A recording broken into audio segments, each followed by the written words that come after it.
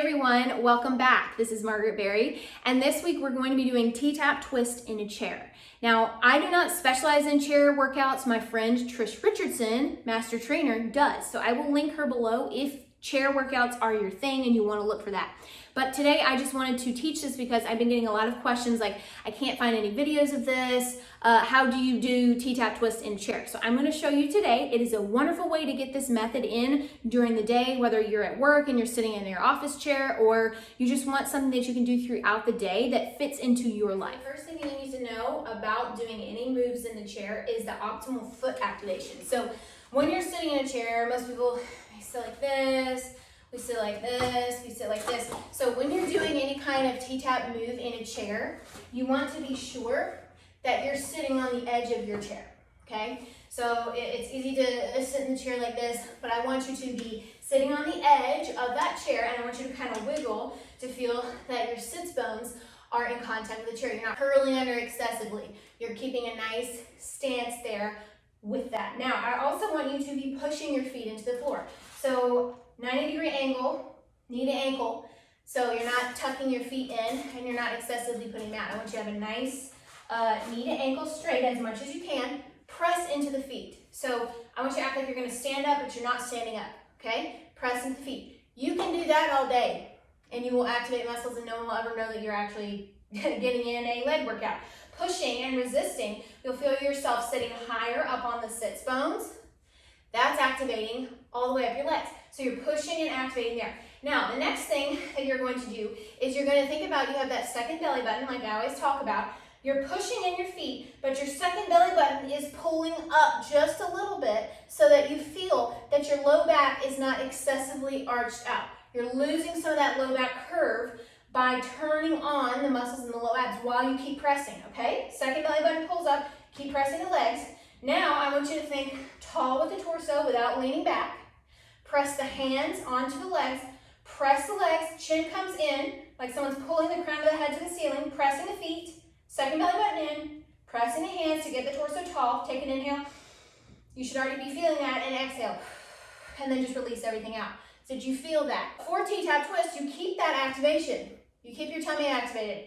You keep your torso tall, you keep your chin in, and then you add in the side-to-side component. And the great thing about the chair is that it keeps you from cheating. When you're standing up and doing T-Tap Twist, it's easy to let yourself travel and do all kinds of stuff with your hips and not actually get the isolated, activated twist that we're aiming for. So go ahead and sit in your chair, press the feet, weight in the heels. I want you to think that you're pressing from the heels, not necessarily from the toes. I want you to think you're pressing from the heels. You're pressing your heels into the ground more than your feet. That will get you even better activation on this. Okay, now I want you to bring your hand up. So I want you to bring up, thumb pulling up, knuckles pulling up. This is our bear claw position, not digging the nails in. Pushing the hands at the knuckles, okay? So you're pushing hands at the knuckles, shoulders come back. Now do a big inhale. And now on the exhale, you're gonna push the hand into the knuckles to turn yourself to the side. Now you may notice that you can't go as far as you can when you're standing. That's because you're actually not able to cheat in this. This may be your true range of motion.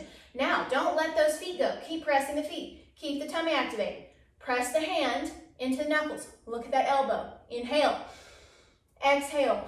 Now I want you to go a little bit further if you can. Ooh, feel how you're really getting the abs activated while you do this as well. Looking at that elbow, it should be up. Elbow in the back is always up to protect your back. Inhale, exhale. Now push fingers into knuckles, bring it back to the center, and now we're gonna do a jasmine swing. So it's jazz hand to a mitten, jazz hand to a mitten, jazz hand, mitten, jazz hand, mitten. Now we're gonna do the same thing on the other side. Knees are up, tummy is activated, hand is pressing on those knuckles, so you just follow along. Once again, hand pressing on those knuckles. Inhale, and then exhale. Push the knuckles. Turn the shoulders to look at that elbow, which is up. Make sure it's up. Look at the elbow. Inhale, exhale. Now, second belly button pulls up. Feet pressing in. Don't lose any of that lower body activation. Pressing. Now, we're going to do another inhale, and then exhale. Push, push, push. Big exhale there. Looking at the elbow. Feeling the core activate. Now you're going to slowly come back to the center, and then you're going to do jasmine swing. Jasmine swing, Jazz mitten swing, jazz mitten swing. Okay, we're gonna do one other variation and then we'll be done. I'm gonna turn the chair to the side so you can see. So press the feet, tummy is activated, torso is stacked. Remember, no leaning back. Everything stays totally straight.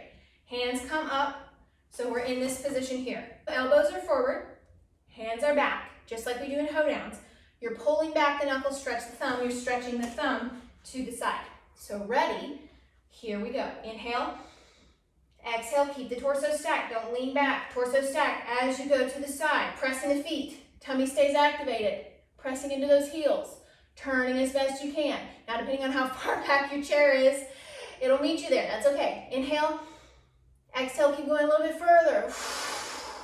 Thumb stays back, don't let this arm travel, keep it back. Looking at that thumb. Now we're gonna bring it slowly back to the center. Hunch up, look down at the floor. Inhale, exhale.